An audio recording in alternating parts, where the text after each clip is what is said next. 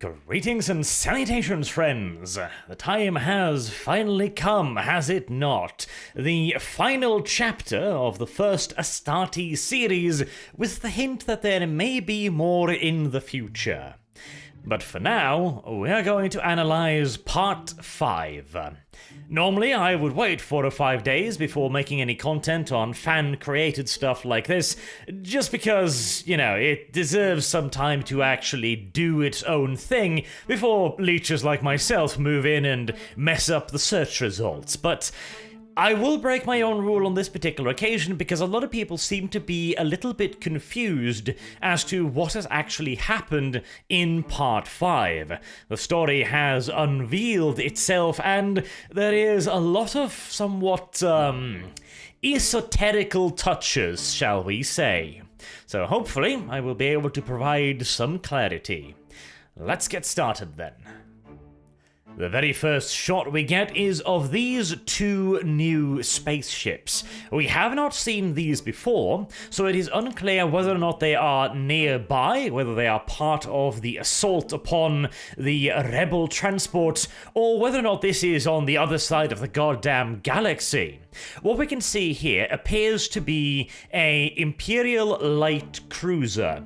At first I thought it might be something heavier, but the upper spine does not have the weapons mounts of a Grand Cruiser, nor the large auger masts of a cruiser-class vessel. By the looks of it, bearing in mind it is a little bit difficult to tell, I would probably say that this is a Dauntless-class light cruiser.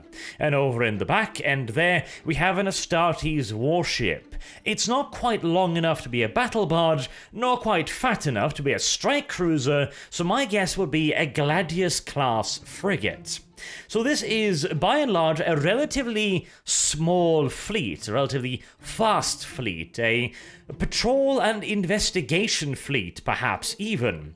They would be ideally suited for hunting down fleeing rebels, which is why I would think that they are relatively nearby to where the action is taking place.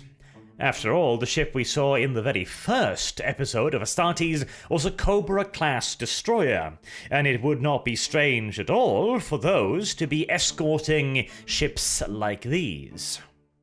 We then move on to a scene where we see two new Astartes.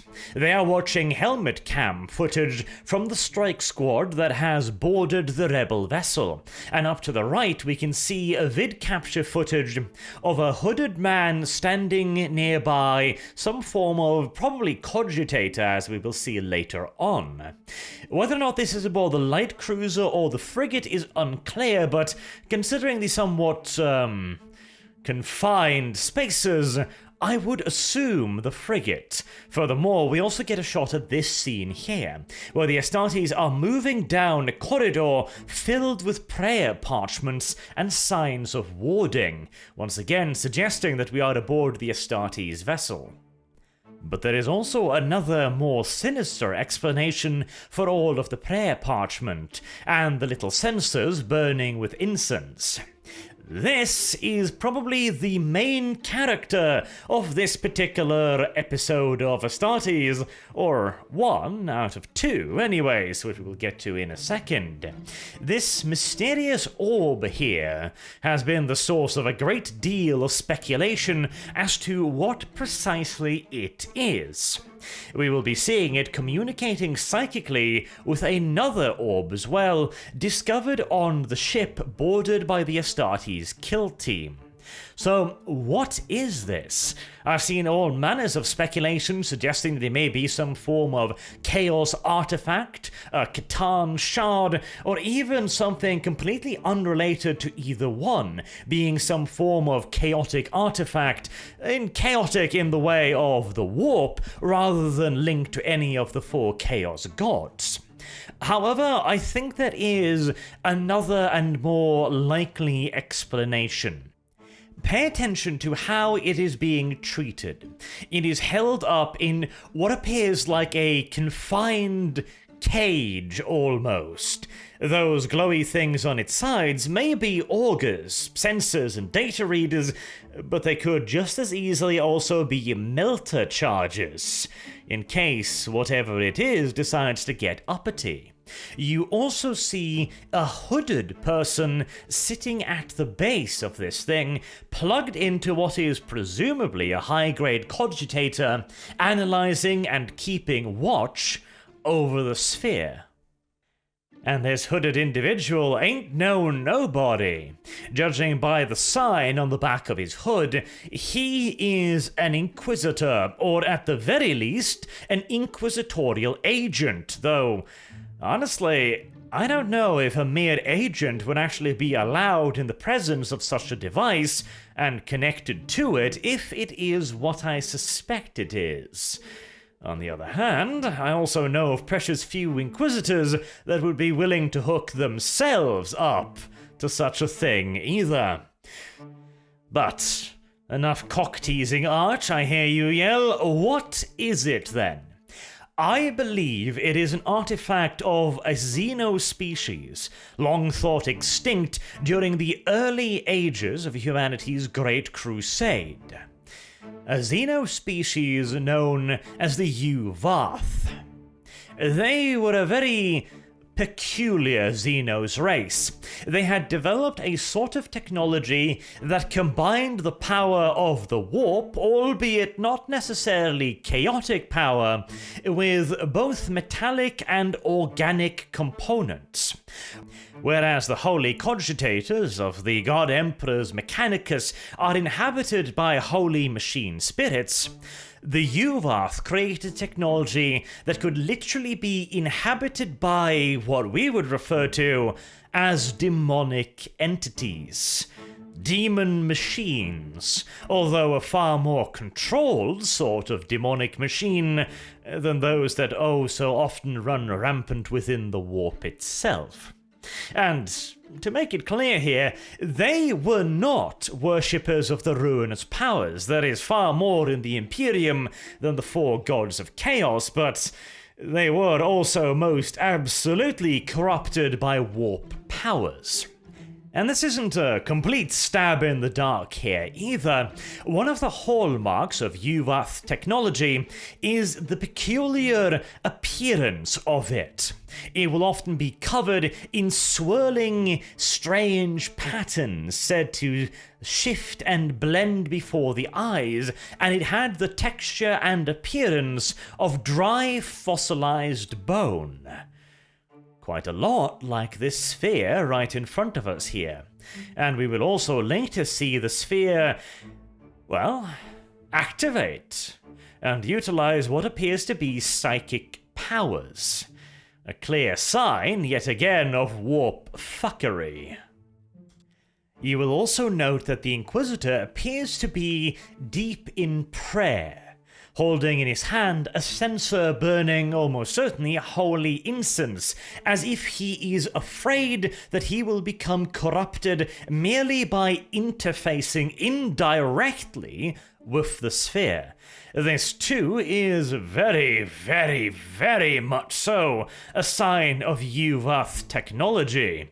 It is considered extraordinarily dangerous, and even the God Emperor's Adeptus Mechanicus, who usually can't keep their wriggly metallic tentacles off Necron tech, consider this shit to often be a little bit too hazardous.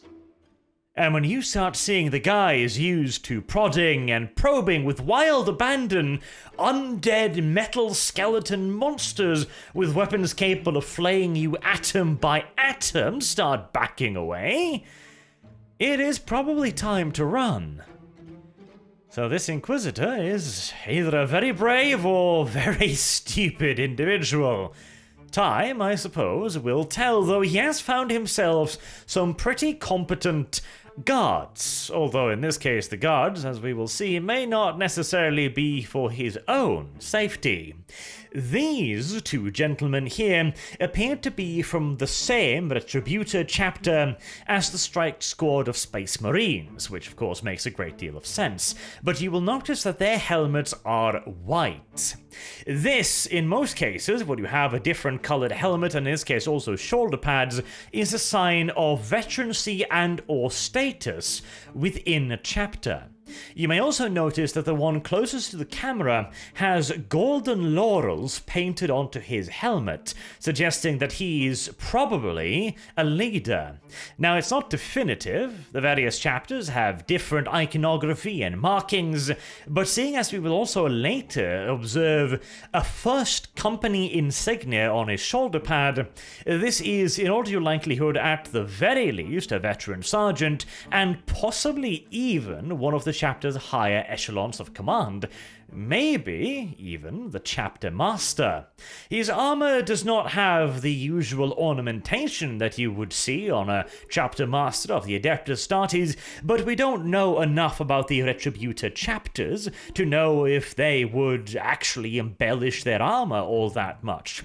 In this case, where we can also see a brother Marine in a Corvus pattern helmet off to his side, his armor too bears very little, if anything, in the way of ornamentation beyond the chapter symbol. It may simply be a very austere chapter who marks their upper echelons with simple paint and differently colored armor rather than any outward ostentatiousness. And now we return to the kill team once again. They enter into the large armored room that we saw at the end of part 4. You will also see that as the Astartes are moving into the room, there is a crack forming, as if there is a layer of thin ice on the floor, which would not surprise me in the slightest. You will also see that their back-mounted power packs, the ventilations on either side, are fuming. Their hot air is literally steaming, suggesting that the room is extremely cold, which is yet another surefire sign that the warp is well and truly active.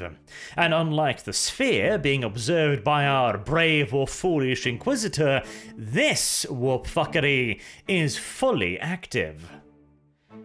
And speaking of active, this thing sure as hell activated my almonds, because I'm not entirely sure what this is meant to represent. I think I have an idea, but it also seems like such an obvious thing.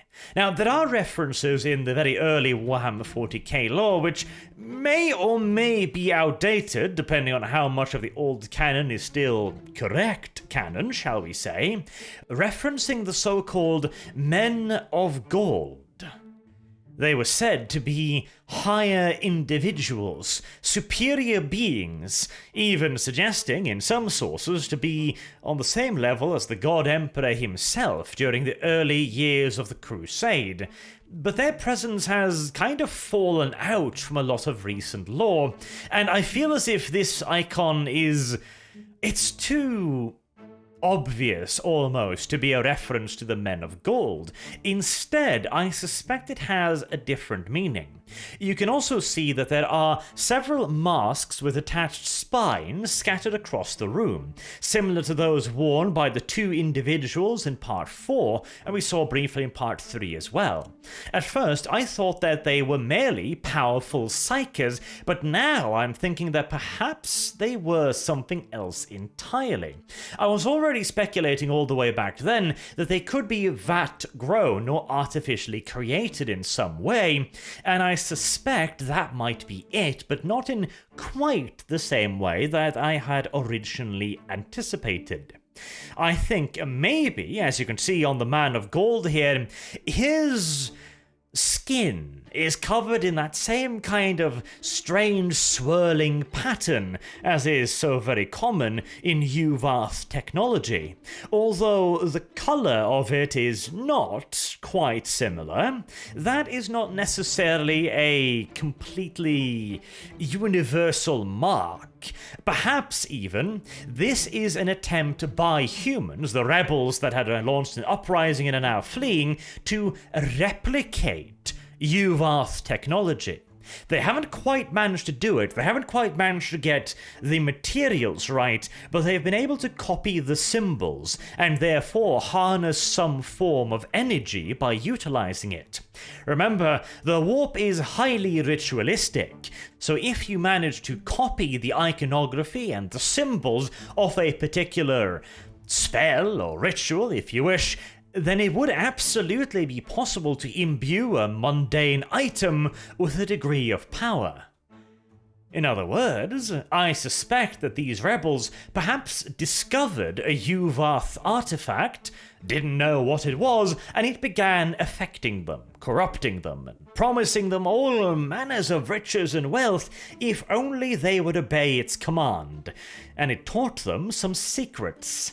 The secrets to harness special power, perhaps enhance psychic powers, or perhaps even create masks that function like weapons, creating not psykers per se, but instead weapons, masks, capable of utilizing a power similar to that of psykers. See, I was always thinking it seemed a bit odd for the psykers to have the same kind of telekinetic power, since psychic powers are usually fairly unique to the various individuals who possess them. But again, of course, those required a human component. They were literally weapons. This golden giant, however, I almost think, and this is a rather large piece of speculation here, but I think that the sphere is building itself a body, or at the very least that it instructed its new servants to create some form of body or vessel for it to inhabit in some way, shape, or form. That, however, is a bit of a leap of logic. It's just the best explanation I can come up with for this large, clearly technologically advanced, and yet also so very alien statue. As to why it would take the form of a human, I simply believe that that is the form that the humans that worshipped or were fooled, potentially, tricked by the UofR artifact would recognize. Simple as that. We don't know necessarily what the UofR would look like, and so perhaps the human servant simply created something that they figured would be pleasing to the spirit within the stone. And speaking of the devil, here it is. I am almost entirely convinced, in fact I'm about 99.9% convinced, that this is the precise twin of the artifact we saw aboard the Astartes ship. You can also see it attempting to resist the Astartes by sending out psychic shockwaves, similar to those used by the two people we thought to be psychics in Part 4, further reinforcing the theory that the weapons created in its likeness, the masks, were designed to harness or at the very least mimic a portion of this thing's powers. And again, it is very clearly warp-based, looking at all of the frost. This is also one of the reasons why I'm pretty much entirely convinced that this has nothing to do with the C'tans or the Necrons. The C'tans were immortal enemies of everything chaotic. It is the greatest threat to them in existence. They would not create something like this that seems to so clearly rely upon the power of the warp. It is now also made clear that it is not merely a machine. It is inhabited by something, and so is also the thing aboard the Astartes vessel. The two spheres engage in a conversation. It is a little bit difficult to tell what they are saying, but it sounds as if they are saying, "Who is here? I have failed, brother. We have all failed. The Astartes deny our touch. You must return. Break your seal. Impossible. We will never survive. You must. Take the Alpha." That last word in particular, I can't quite catch it. It sounds like Alpha to me, which is an interesting choice of word, but unfortunately, I don't think our beloved Alpha Legionnaires have anything to do with this, unless they're suggesting this was hidden there for some reason, but if that was to be the case, I would have suggested some more hints than that. I think it is probably instead referring to Alpha as in an objective or primary, perhaps, rather than any Alpha Legion involvement. Although I admit, this is the wording. I have failed brother. Now, of course, that doesn't necessarily mean anything, but the Astartes, and of course the traitor Astartes as well, are famous for referring to each other as brother. But there is not really enough evidence to suggest any leap of logic right at this point in time.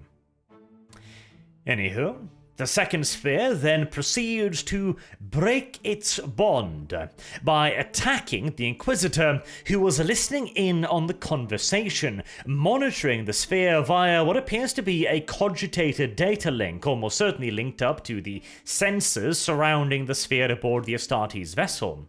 The Inquisitor then turns to the presumed chapter master, the veteran sergeant, who knows, and gives him a warning.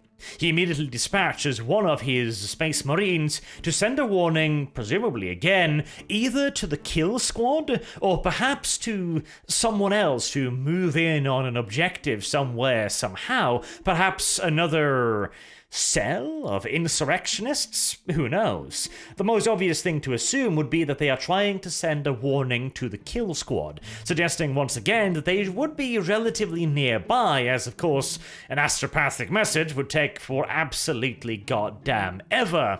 And hell, a radio message, even that clearly did not arrive in time. The assault launched upon the Psyche, too, is interesting. And by Psyche, by the way, I'm referring to the Inquisitor or the agent, whoever the person is who's plugged into the sphere.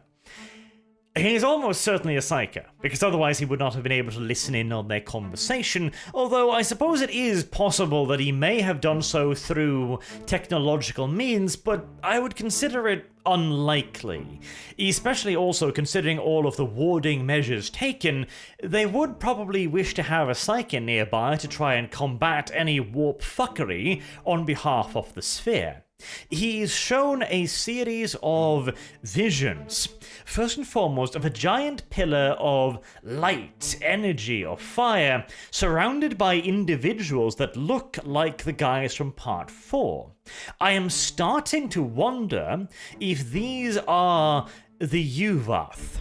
They look oddly human to me, but perhaps, or maybe it is referring to the Cabal that the artifact managed to corrupt, maybe. But it would certainly make sense, in that case, if the UofR did indeed look like this, that it would try to rebuild others in its image. It would form weapons to look like its lost brethren, and of course, also, potentially, its giant golden body. We also see an image of the Astartes, the kill team, standing in the hand of some kind of monstrous demonic entity. Perhaps this is one of the UofR. It has human features to the point where I absolutely could see it wear a mask like we saw on Part 4, and it also isn't impossible to envisage it as a simulacrum of the Golden Giant, although the shape is a little bit off, isn't it? Human, but still a bit Xenos. The imagery of the Astartes standing in its hand, and then the following imagery of them seemingly being flayed, their souls torn away and their skulls screaming in agony, I think is a suggestion not of death, perhaps, but instead maybe of a corruption. It's just, if you were to show them being killed, there are other ways to do it. Instead, the black smoke, the screaming, the skulls, it seems very corruption-y to me. Particularly in light of what the one sphere said. We have all failed. The Astartes deny our touch. Suggesting that the sphere aboard the Astartes vessel may have allowed itself to be captured, or discovered, I don't know what terminology to use here, frankly, in an effort to try and turn the Astartes like its brother sphere turned the rebels. Whatever the case is, the second sphere clearly no longer wishes to be observed, and fries the poor Inquisitor, or agent, who was monitoring it. Whether or not it simply burns out his mind, creating that lovely light show, or if it tore open his psychic defenses, opening him up to demonic possession, is unclear.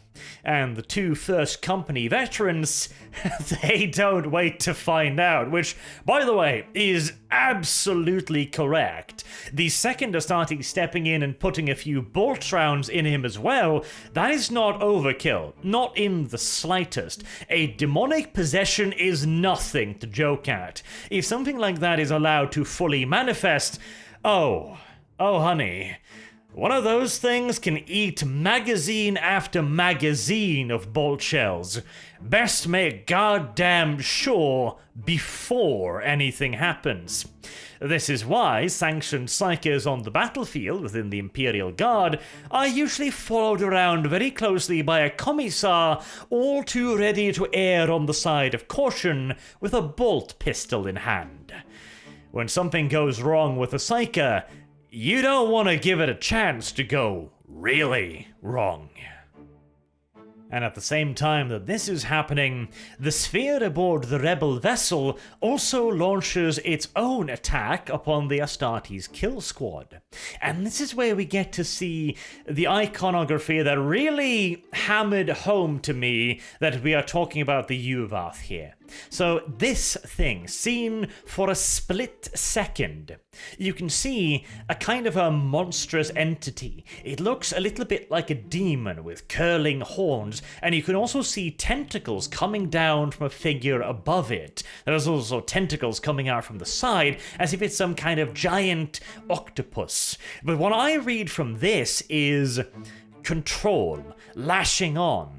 It's a monstrous entity infiltrating something or grabbing a hold of something. The tentacles of dominance.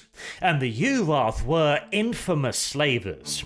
By the time the nascent Imperium ran into them early on in the Crusade, they already held sway over a considerable portion of the galaxy and several subject species. Each and every UofR, they themselves being extraordinarily few in numbers, would rule over vast hordes of subject slave species, it being far from unusual for them to have hundreds of thousands, if not millions of slaves, and the most powerful amongst them held sway over entire worlds. Just imagine it, an entire planet shackled to the whims and wishes of a single creature. I think that such a race would absolutely use iconography just like that. Then the sphere attacks. It pulls the Astartes into it and into the warp. It absorbs them. It might even be perhaps some form of warp gate technology, perhaps? UofR tech, again, is almost as much like magic as anything else, and you can see the Astartes inside of the warp, presumably, judging by the ambience and the flitting, scary shadows nearby. And then something goes, presumably, horribly, horribly wrong. The UofR entity, the spirit, is assaulted by something. A demonic entity, a competitor, a psychic attack from the outside, perhaps. The intervention of a retributor librarian. It is impossible to tell, but something clearly messed it up.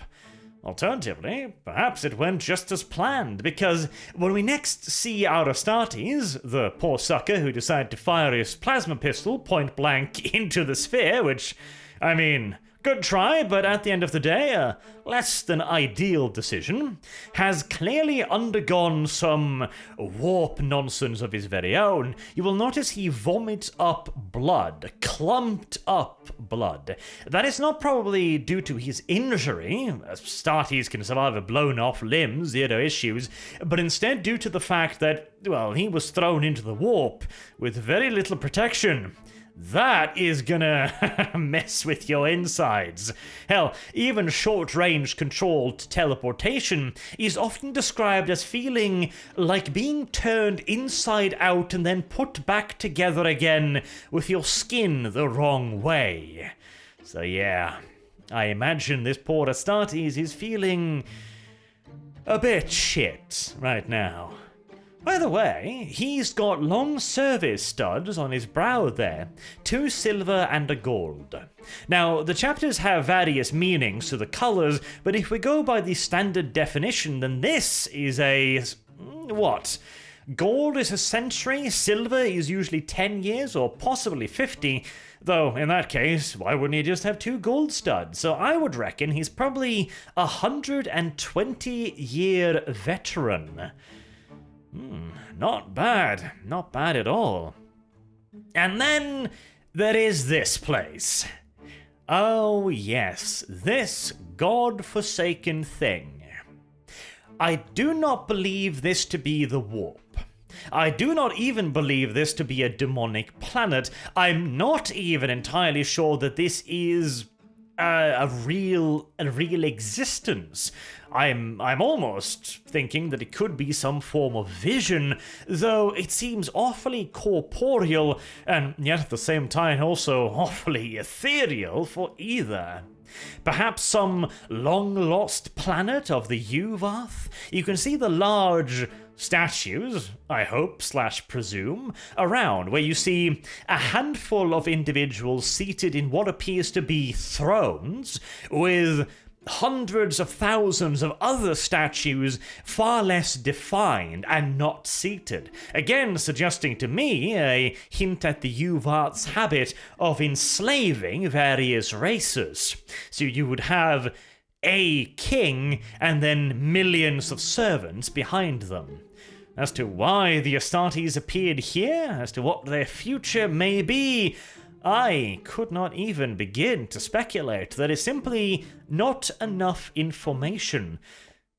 Though, at least on the bright side, they are all still alive. You can see several teleportation flashes on the large plinths, I guess, where you can see around the desert. If you watch carefully, you can see the flash of teleportation energy, so they're still around, and mayhaps their story will continue at some point.